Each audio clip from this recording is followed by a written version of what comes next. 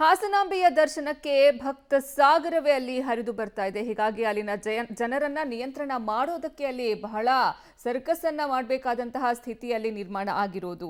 ಹಾಸನದತ್ತ ಭಾರಿ ಸಂಖ್ಯೆಯಲ್ಲಿ ಜನರು ತೆರಳ್ತಾ ಇದ್ದಾರೆ. ಬೆಂಗಳೂರಿನಿಂದ ಹಾಸನ ಬಸ್ ಸಂಚಾರವನ್ನ ಸ್ಥಗಿತಗೊಳಿಸಲಾಗಿದೆ.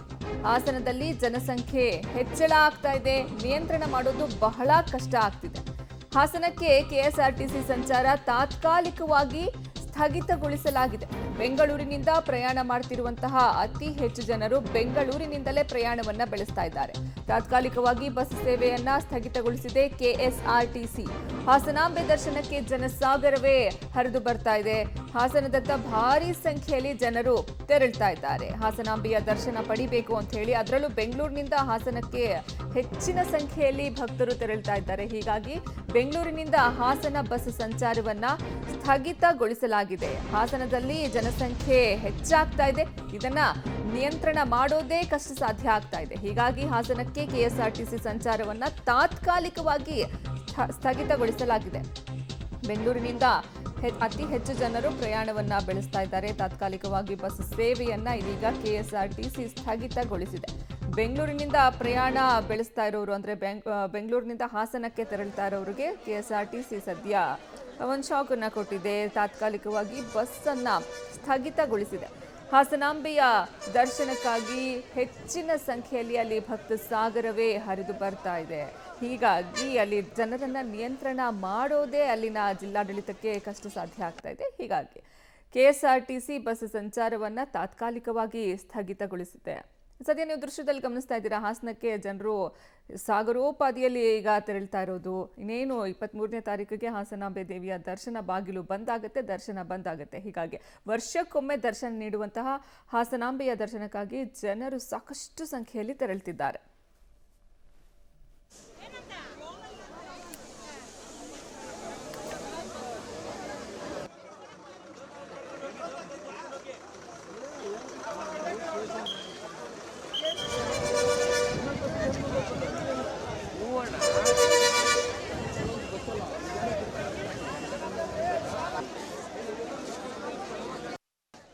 ನೀವು ದೃಶ್ಯದಲ್ಲಿ ನೋಡ್ತಾ ಇದ್ದೀರಾ, ಇವರೆಲ್ಲರೂ ಹಾಸನಾಂಬೆಯ ದರ್ಶನಕ್ಕೆ ಮುಗಿ ಬೀಳ್ತಿರುವಂತಹ ಜನ. ಅಂದ್ರೆ ಹಾಸನಾಂಬೆಗೆ ಹೋಗಬೇಕು ಅಂತ ಹೇಳಿ ಮೆಜೆಸ್ಟಿಕ್ನಲ್ಲಿ ಅಷ್ಟು ಸಂಖ್ಯೆಯಲ್ಲಿ ಜನ ಅಲ್ಲಿ ಸೇರಿಕೊಂಡಿದ್ದಾರೆ. ಜಸ್ಟ್ ಇದು ಅಂದ್ರೆ ಬೆಂಗಳೂರಿನಲ್ಲೇ ನೀವು ಹಿಂಗೆ ನೋಡ್ತಿದ್ದೀರಾ. ಇನ್ನು ಹಾಸನದಲ್ಲಿ ಯಾವ ರೀತಿ ಅಲ್ಲಿ ಜನ ಸೇರ್ಕೊಂಡಿರ್ಬೋದು, ಬೆಂಗಳೂರಿನಿಂದ ಅಲ್ದಿರಾ ಬೇರೆ ರಾಜ್ಯಗಳಿಂದ ಬೇರೆ ಬೇರೆ ಜಿಲ್ಲೆಗಳಿಂದ ಬರ್ತಾರೆ ಜನ. ಹೀಗಾಗಿ ಅಲ್ಲಿ ಜನರನ್ನ ನಿಯಂತ್ರಣ ಮಾಡೋದು ಜಿಲ್ಲಾಡಳಿತಕ್ಕೆ ಬಹಳ ಕಷ್ಟ ಆಗ್ತಾ ಇದೆ. ಹೀಗಾಗಿ ಅಲ್ಲಿ ತಾತ್ಕಾಲಿಕವಾಗಿ ಕೆಎಸ್ಆರ್ಟಿಸಿ ಬಸ್ಸನ್ನು ಬಂದ್ ಮಾಡಿದೆ. ಈಗ ಬೆಂಗಳೂರಿನಿಂದ ಹಾಸನಕ್ಕೆ ತೆರಳ್ತಾ ಇದ್ದಂತಹ ಕೆಎಸ್ಆರ್ಟಿಸಿ ಬಸ್ಗಳನ್ನು ತಾತ್ಕಾಲಿಕವಾಗಿ ಸ್ಥಗಿತಗೊಳಿಸಿದ್ದಾರೆ. ಬಿಕಾಸ್ ಅಲ್ಲಿ ಜನರನ್ನ ನಿಯಂತ್ರಣ ಮಾಡೋದೇ ಅಲ್ಲಿ ಕಷ್ಟ ಆಗ್ಬಿಟ್ಟಿದೆ. ನೀವು ನೋಡ್ತಾ ಇರಬಹುದು, ಇದು ಮೆಜೆಸ್ಟಿಕ್ನಲ್ಲಿ ಕಂಡು ಬಂದಂತಹ ದೃಶ್ಯಾವಳಿಗಳಿವು. ಇವರೆಲ್ಲರೂ ಸಹ ಹಾಸನಾಂಬೆಯ ದರ್ಶನಕ್ಕಾಗಿ ಹೊರಟಿದ್ದಂತಹ ಜನ. ಯಾವ ಬಸ್ ಸಿಕ್ಕಿದ್ರು ಸಹ ಅವರು ಸೀಟ್ ಇಲ್ದಿದ್ರು ಪರವಾಗಿಲ್ಲ, ನಾವು ನಿಂತ್ಕೊಂಡಾದ್ರೂ ಹೋದ್ರೂ ಪರವಾಗಿಲ್ಲ ಅಂತ ಹೇಳಿ ಜನ ನುಗ್ಗಲಿನಲ್ಲಿ ಬಸ್ನಲ್ಲಿ ಸೀಟನ್ನು ಪಡ್ಕೊಳ್ಳೋದಕ್ಕೆ ಓಡಾಡ್ತಿದ್ದಾರೆ, ಮುಗಿ ಬೀಳ್ತಿದ್ದಾರೆ, ಬಸ್ ಒಳಗಡೆ ನುಗ್ತಿದ್ದಾರೆ. ಇನ್ನು ಇಲ್ಲೇ ಈ ಮಟ್ಟಕ್ಕೆ ಜನ ಇದ್ದಾರೆ ಅಂತಂದ್ರೆ ಇನ್ನು ಹಾಸನಾಂಬೆ ಆ ದೇಗುಲದ ಹತ್ರ ಯಾವ ರೀತಿ ರಶ್ ಇರ್ಬೋದು. ಹೀಗಾಗಿ ಕೆಎಸ್ಆರ್ಟಿಸಿ ಬಸ್ಸನ್ನು ಸದ್ಯಕ್ಕೆ ತಾತ್ಕಾಲಿಕವಾಗಿ ಸ್ಥಗಿತಗೊಳಿಸಲಾಗಿದೆ. ಮೆಜೆಸ್ಟಿಕ್ನಲ್ಲಿ ಹಾಸನಕ್ಕೆ ಬಸ್ಗಾಗಿ ಜನರು ಪರದಾಡ್ತಿದ್ದಾರೆ. ಹಾಸನಕ್ಕೆ ಗಂಟೆಗೆ 2 ಬಸ್ಗಳ ಸೇವೆ ಮಾತ್ರ ಒದಗಿಸ್ತಾ ಇದೆ ಕೆಎಸ್ಆರ್ಟಿಸಿ. 50,000 ಟಿಕೆಟ್ ಈಗಾಗಲೇ ಬುಕ್ಕಿಂಗ್ ಸಹ ಆಗಿದೆ.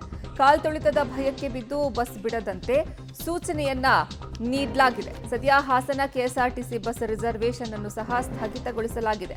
ಜನ ಕಡಿಮೆಯಾದ ಬಳಿಕ ಮತ್ತೆ ರಿಸರ್ವೇಶನ್ ಅನ್ನ ಓಪನ್ ಮಾಡೋದಾಗಿ ತಿಳಿಸಿದೆ. ಮೆಜೆಸ್ಟಿಕ್ನಲ್ಲಿ ಸದ್ಯ ಹಾಸನಕ್ಕೆ ಬಸ್ಗಾಗಿ ಜನರು ಪರದಾಟವನ್ನ ನಡೆಸುತ್ತಿದ್ದಾರೆ. ಹಾಸನಕ್ಕೆ ಗಂಟೆಗೆ 2 ಬಸ್ಗಳ ಸೇವೆಯನ್ನು ಮಾತ್ರ ನೀಡ್ತಾ ಇರೋದು. 50,000 ಟಿಕೆಟ್ ಈಗಾಗಲೇ ಬುಕ್ಕಿಂಗ್ ಸಹ ಆಗಿದೆ. ಕಾಲ್ತುಳಿತ ಆಗುವಂತಹ ಭಯದಿಂದ ಬಸ್ ಅನ್ನ ಬಿಡದಂತೆ ಸೂಚನೆಯನ್ನ ಕೊಡಲಾಗಿದೆ. ಸದ್ಯ ಹಾಸನದ ಕೆಎಸ್ಆರ್ಟಿಸಿ ಬಸ್ ರಿಸರ್ವೇಶನ್ ಅನ್ನು ಸಹ ಸ್ಥಗಿತಗೊಳಿಸಲಾಗಿದೆ. ಜನ ಕಡಿಮೆಯಾದ ಬಳಿಕ ಮತ್ತೆ ರಿಸರ್ವೇಶನ್ ಅನ್ನ ಓಪನ್ ಮಾಡ್ತೀವಿ ಅಂತ ಹೇಳಿ ಕೆಎಸ್ಆರ್ಟಿಸಿ ತಿಳಿಸಿದೆ.